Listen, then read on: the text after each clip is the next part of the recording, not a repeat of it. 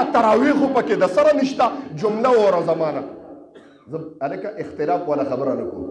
اختلاف والا خبره نه کوم مولیان په فیسبوکونو باندې مشهور دي تا ته به څه وایه یاره چې دا تراویح د سره په اسلام کې نشته ما وی ما نه جمله وره د دنیا مولیانو ګویا اوازونه په فیسبوک باندې مشهور دي او د هغې پرد کې خبره کړې ده نن زه یو عجیبه جمله ویم محترمو ولې تراویح نشته په اسلام یاره چې دا خو څه نفل عمل دی نو ستا خبره منم دې مولیانو ته ویم هلکه بعد خلکو نوجوانانو په ذهن کې دا ده چې دا تراویح د سره اډوسه عبادت نه دی مړه او که اینو نفل دی نو ستا خبره منم چې نفل دی اوس ته دغې ملا خبره منم چې نفل دی نوم اخیستلی زه نه غواړم ستا خبرم چې نفل دی نو زما پیغمبر یو جمله وفرمایله توجه شته او په دې پیغمبر باندې ایمان او عقیده شته جواب رانغی لکه چې ایمان په کمزور دی ایمان په شته د پیغمبر په یو لفظ باندې ایمان شته جملې ته توجه شه زما پیغمبر او فرمایي چې په رمضان المبارک کې یو نفل دی وکړه هغه نفل د په فرضو باندې بدلون شو سره سبحان الله نو ستا خبره مې ومنله چې ته وایې چې دا تراویح نفل دی نو زما پیغمبر جمله وفرمایله چې نفل وکړي نو په فرضو یې دله بدلوم نو ستاسو څه خیال دی فرض پرېښودل پکار دی توجه شته فرض پرېښودل پکار دی او زما رب جمله وفرمایله چې یو فرض دی وکړه نو هغه یو فرض دله په اویاو فرضو باندې بدلون محترمو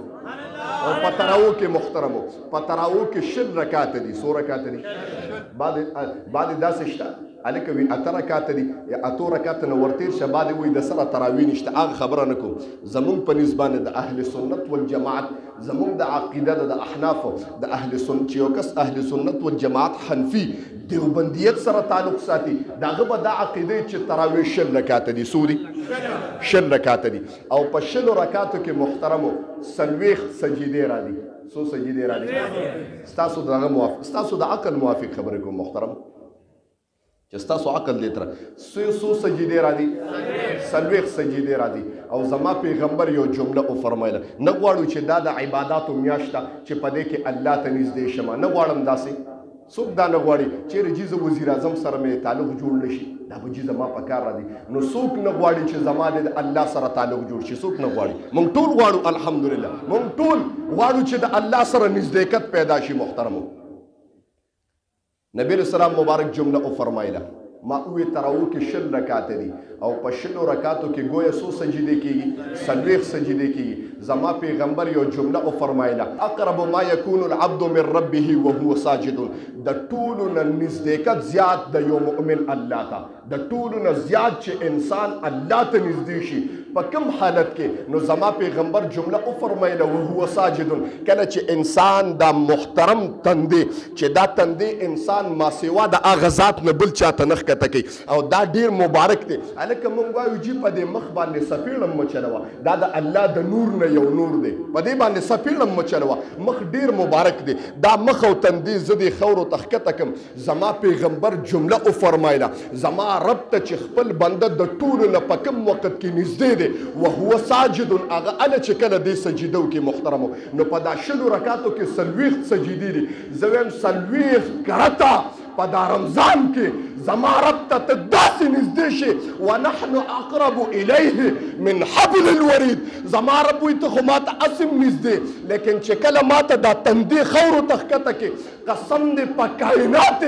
سرزمین کې ستا غوندې نږدې نه ما ته بل څه شی نشته محترمو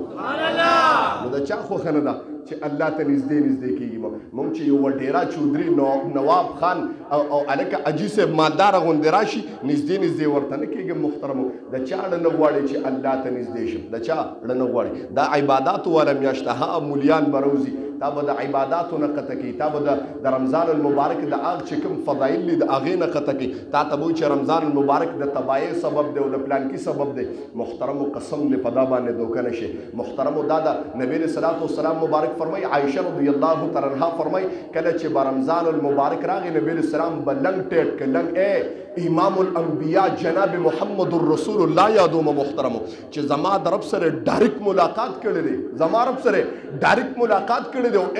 1,24,000 کم و بیش انبیاء ته امامت کړی دی چې کله به په رمضان المبارک راغی محترمو نو قسم دی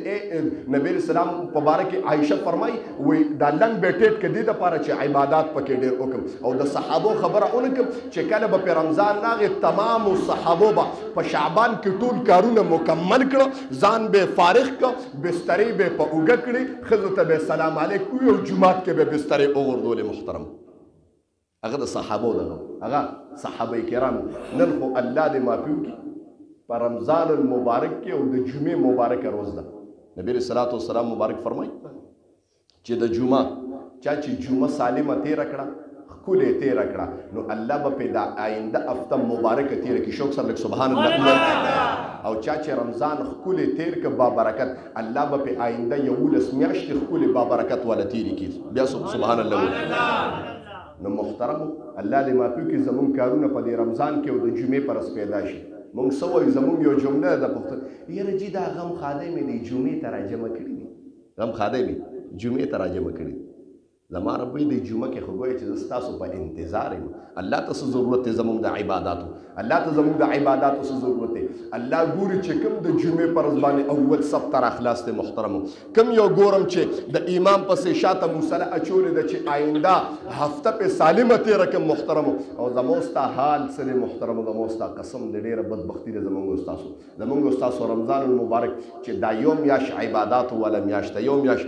زه خو وایم چې په دې کې انسان د ګناه تصورم نه کوي ګناه کول خو ځان له خبره ده چې د انسان د ګناه تصورم نه په دې میاشت کې دا خو داسې مبارکه میاشت ده او زمونږ حال څه دی چې جومات ته م راخلاص یم نو ګورم چې دا خلک ننوځي او الله اکبر څنګه امام وکړي نو زه به دې ور سره ودرېږم زه به دې ور سره ودرېږم نو چې امام یو سلام نه اچولی چې پیزار مې ترخ کې یو منډې وم یاره جي کار مې دی کار مې ورته بند کړی دی محترم یاد ساته محترمو یاد ساته قبر کې ګوره ډېر ټایم دی بیا قبر کې ډېر ټایم دی او دنیا دا ټایم لږ وخت دی د دنیا دا ټایم لږ وخت دی طرفة عین ستا سترګو به رپ نه کړي او سا به درنه وځي ستا سترګو به رپ نه کړي داسې وګڼه چې داسې وګڼه محترمو چې دا روجه په ما اخیرې روجه ده بس بل رمضان را باندې نه راځي عباداتو شوق پیدا کې ووایه خدایه دا مې اخیرې روجه ده بس بل ته نه رسېږم بل روجه په ما باندې په قبر کې او په لحد کې راځي نو دا چانس او دا موقع د محترمو دې شي له چوټي ورکې دې شي له چوټي ورکې په بره برز چې ځي محترمو دې شي له چوټي ورکې قرآن ته لاس کې محترم وګوره نن چې ستا ډېر ساعت د قرآن په دغه کې تېرېږي د قرآن سره ساعت ډېر تېرېږي عام میاشتو کې خو الله دې معافي وکړي څه نشم ویلی د دې روژې خبره کومه که نه ستا ډېر وخت د موبایل سره تېرېږي محترمو خفه کېږو به نه نو ما ووې دا عباداتو والا دا عباداتو والا میاشت ده دا د الله د رضا د حصول یو میاشت محترمو دا یو چانس دی د مؤمنانو دپاره چې الله تاسو ته اوازونه کوي اوازونه چې ما رضا کې په دې کې ما رضا کې قسم دی